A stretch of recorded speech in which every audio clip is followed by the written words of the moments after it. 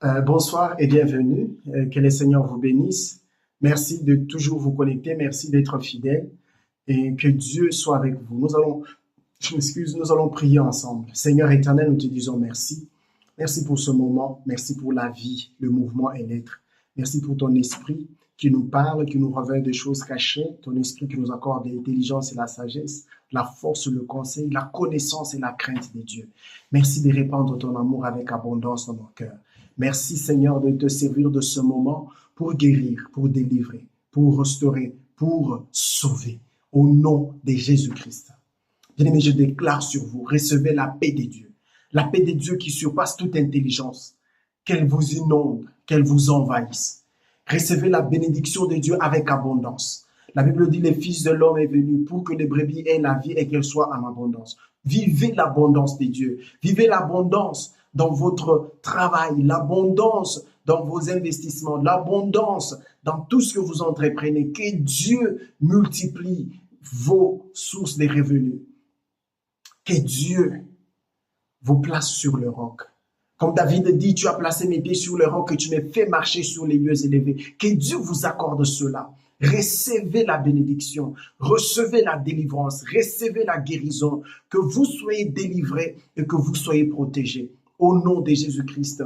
Amen. Merci, partagez avec quelqu'un et nous allons continuer. Les prières qui ont changé les décisions de Dieu, c'est une prise de responsabilité. C'est un appel à l'engagement dans la prière. Et nous avons tellement de messages qui nous ont prouvé que Dieu exauce les prières et il change les décisions, même ses propres décisions. Et Dieu va les changer encore quand vous allez prier. Et déjà depuis un certain temps, nous avons commencé à parler des prières d'urgence où nous cherchons, où nous voyons des résultats immédiats. Que vous receviez des résultats immédiats dans vos urgences. Au nom de Jésus-Christ. Nous allons voir aujourd'hui un autre SOS. Nous sommes dans Nombre 25, chapitre 1er au chapitre 9. La Bible dit, Israël demeurait à Sittim et le peuple commença à se livrer à la débauche avec les filles de Moab. Par la grâce de Dieu, on va voir comment est-ce que cela est arrivé. Donc, la débauche s'est installée. Les filles de Moab invitèrent le peuple au sacrifice de leur Dieu. Et le peuple mangea et se prosterna devant leur Dieu. L'idolâtrie s'est installée.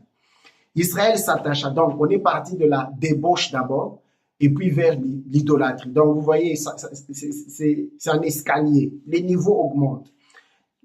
Alors, Israël s'attacha. Non seulement ils se sont prosternés, ils se sont maintenant attachés à Baal-Péor. Grave, même gravissime. Et la Bible dit, la colère de l'Éternel s'enflamma contre Israël.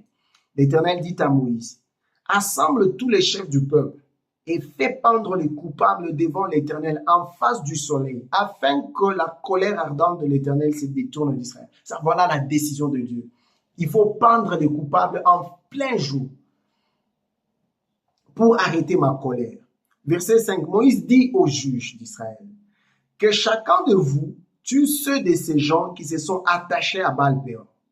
Et voici un homme des enfants d'Israël vint et amena vers ce frère une Madianite sous les yeux de Moïse et sous les yeux de toute l'assemblée des enfants d'Israël, tandis qu'il pleurait à l'entrée de la tente d'assignation. Alors que certains pleurent à la tente d'assignation. Ils cherchent la miséricorde de Dieu, le pardon, que la plaie s'arrête, que la colère de Dieu s'arrête. Voilà un autre. Il vient, il se pavane avec une Madianite, une femme étrangère. Il vient au vu au su de tous, il entre dans sa tente avec la femme. C'est grave. C'est grave ce que nous voyons. Vous traversez des situations difficiles, mais les gens avec qui vous êtes dans la même situation, ils font la sourde oreille. Ils font l'aveugle, comme s'ils ne voyaient rien. Ils agissent avec légèreté.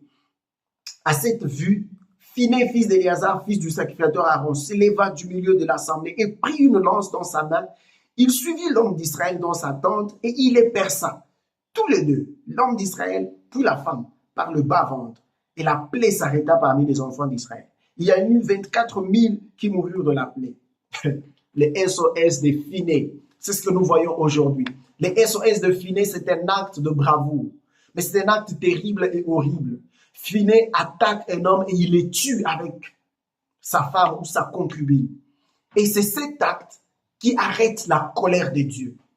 Bien aimé, comme nous l'avions dit la fois dernière, les actes prophétiques, Moïse a fait une instruction à Aaron et Aaron devrait exécuter. C'est un acte prophétique. Mais les actes prophétiques, ne pensez pas que ce sera toujours des actes bons à voir. Mais ici, c'est un acte prophétique qui est moche. Moïse dit, allez et tuez tous ceux qui se sont attachés à ces gens. Et les autres étaient hésitants. Ils étaient presque tous hésitants. Mais dans cette atmosphère de tétanie où les gens sont figés, ils ne savent pas ce qu'ils peuvent faire, ils sont frappés en même temps par la peur de la décision de Dieu et la peur de l'action qu'on leur demande de faire. Ils voient un homme qui vient avec pompe, avec une femme. Peut-être qu'ils pensaient qu'il était le plus beau, c'est pourquoi ils pouvaient facilement drainer la femme. Ils pouvaient convaincre les femmes facilement. Et il faisait fi de tout ce qui s'est passé. Alors cet homme définé, il se lève pour obéir à l'instruction prophétique qui était donnée et il va assassiner cet homme et sa femme. À l'immédiat, et la Bible dit la plaie s'arrêta. Et quand vous continuez avec la lecture, Dieu a récompensé Finney. Dieu lui a fait des promesses particulières. Bien-aimés, je vous encourage à pratiquer les actes prophétiques. Rassurez-vous seulement que ça vient de Dieu. C'est pourquoi il est important aussi d'être dans la présence de Dieu, dans la prière, d'être un homme de prière, comme je ne cesse de le dire. Il faut pratiquer la parole, il faut méditer la parole de Dieu, il faut prier. Et je vous ai montré la fois dernière que Aaron, parce qu'il était aussi dans la présence de Dieu, il a complété l'acte prophétique qu'on lui a demandé. Bien aimé, l'assurance, l'assurance, tu l'auras lorsque toi aussi tu pries.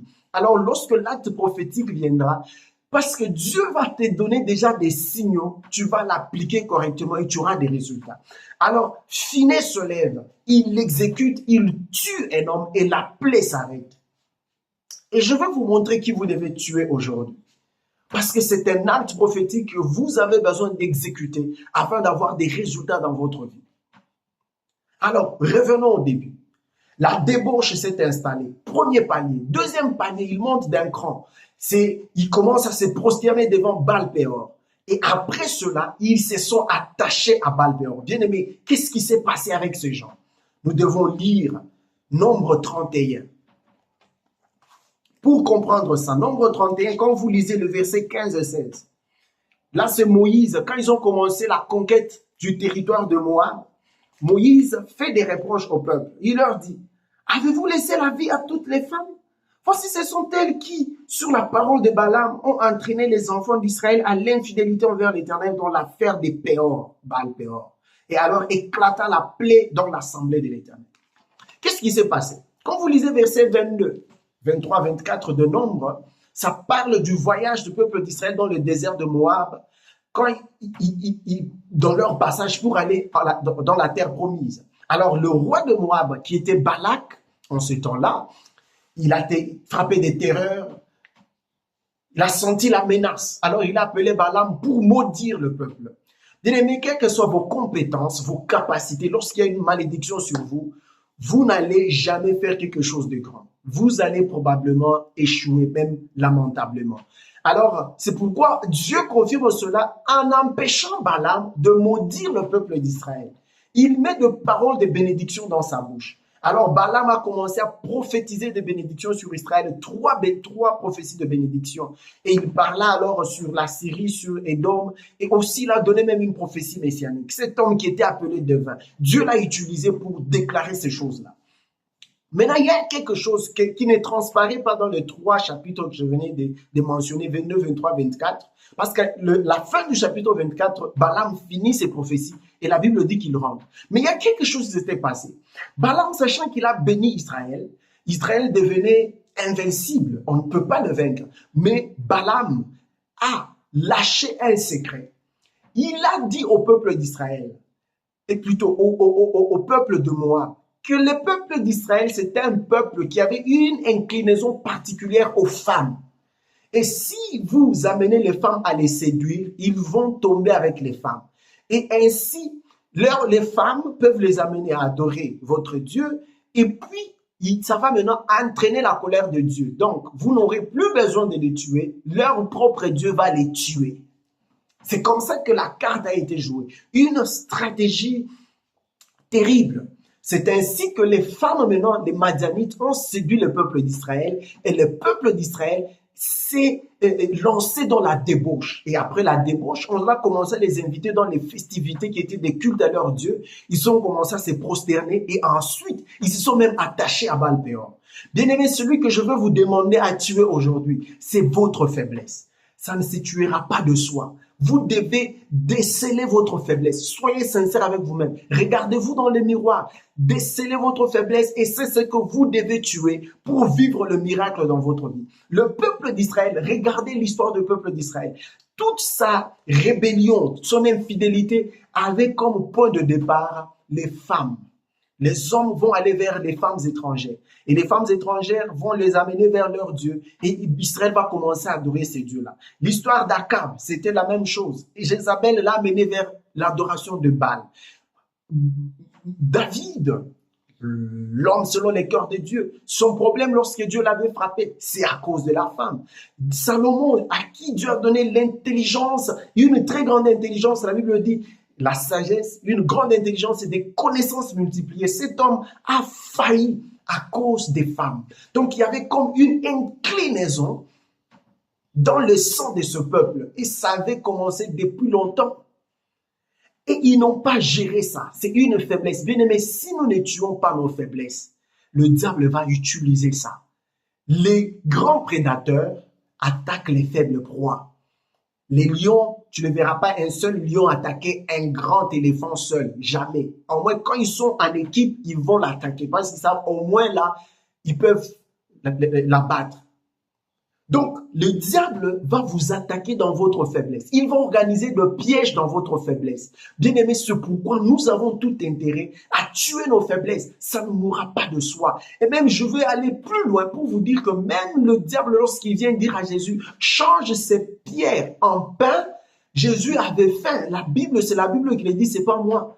Donc, il y avait une faiblesse relative en Jésus. Jésus venait de faire 40 jours et 40 nuits et la Bible dit qu'il avait faim. Matthieu 4.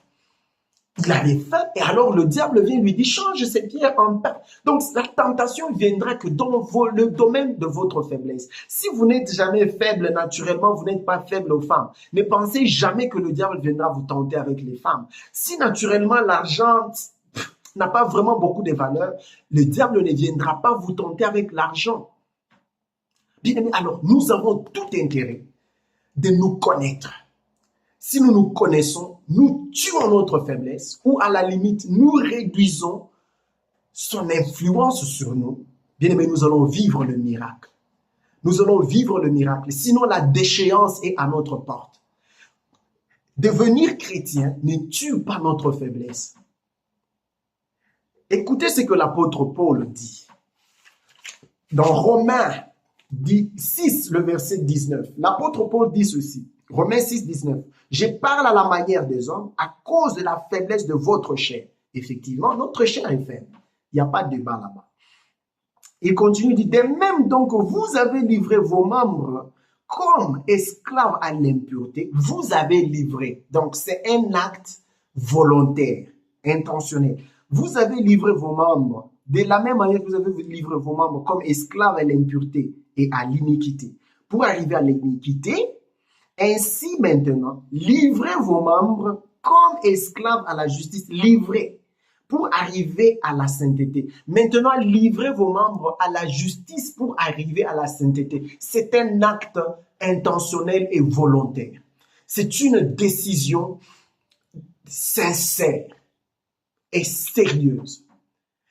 Je vous invite, je vous ai dit les fois dernières que nous avons tous ce bénéfice lorsque nous devenons enfants de Dieu. Dieu prend le temps de commencer à nous défendre. Et lorsque nous commençons à les servir, Dieu nous défend. Mais tout ça, toutes ces étapes peuvent être ruinées par nos faiblesses. Tu peux avoir reçu Christ, mais il y a une faiblesse que tu n'as pas encore éliminée. Tu peux même commencer à servir Dieu.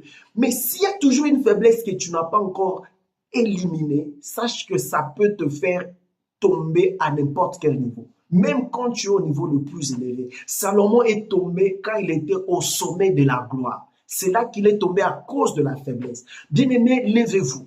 Comme Finney, les SOS de Finney, c'était de tuer une faiblesse. Cet homme qui venait se pavaner avec une femme étrangère, c'était lui, la gangrène qui ravageait le peuple. C'était l'esprit qui ravageait le peuple. Quand il s'est levé, il a mis fin à cet esprit. La Bible dit la plaie s'est arrêtée. Je vous supplie aujourd'hui, je vous conjure, levez-vous, regardez dans votre vie. Je ne vous demande pas d'aller tuer une tante ou un oncle parce que vous les suspectez. Mais je vous demande de vous lever et de tuer la faiblesse qu'un sorcier peut utiliser dans votre vie. Je vous demande de vous lever, de détruire la faiblesse qu'un occultiste peut utiliser dans votre vie. C'est la jalousie, c'est la haine, c'est le découragement, c'est la paresse. Qu'est-ce qui vous retient? Qu'est-ce que le diable peut utiliser? Et surtout, voyez ce que vous étiez déjà dans le monde avant de croire en Christ. Qui étiez-vous? Ce que vous faisiez, le diable peut venir avec ça. Vous buviez, faites attention à ça. Ne vous approchez pas trop des buveurs. Vous aviez eu des problèmes avec des femmes dans le passé. Faites attention avec ça. Restez loin. Tuez cette faiblesse-là. C'est un acte intentionnel. Bien aimé, le Saint-Esprit ne vient pas inhiber les sensations du corps. Parfois, c'est la physiologie. Je ne veux pas entrer ici en médecine pour expliquer tout ça. Mais parfois, c'est votre physiologie. La physiologie normale. Mais il y a des faiblesses qui peuvent se greffer. Parce que chaque personne est physiologiquement différente d'un autre. Alors c'est pourquoi chaque personne doit connaître ses propres faiblesses à lui et faire très attention, les tuer afin d'activer son SOS. Bien-aimé, tu es enfant de Dieu, tu es serviteur de Dieu. Les faiblesses peuvent te ruiner, ça peut t'engloutir, ça peut te faire disparaître. 24 000 sont morts. Dieu est en colère lorsqu'on devient rebelle. Je vous ai dit la fois dernière, lorsqu'ils se sont levés contre Moïse, contre Aaron, Dieu a tué 14 000.